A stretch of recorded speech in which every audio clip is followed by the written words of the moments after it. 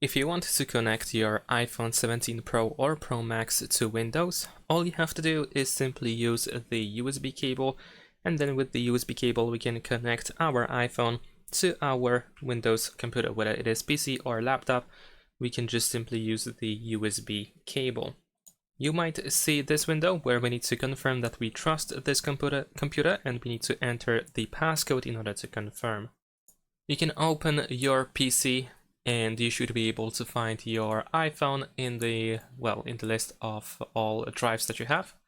And in here we can open the internal storage in order to, for example, find photos and videos that we have on our iPhone.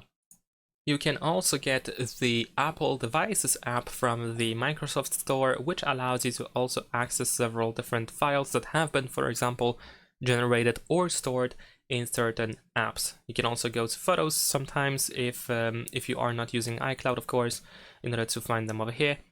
So you can use that app as well. And also iTunes is an alternative as well. However, Apple Devices seems to be the newest app for Windows that should be working the best. And that is pretty much it. Remember that you can also go to the iCloud website and sign into your Apple account that you are using on your iPhone in order to access files that are saved on iCloud. So you might even be able to transfer certain files wirelessly without having to use the USB cable. And that's it. Thanks for watching, leave a like and subscribe.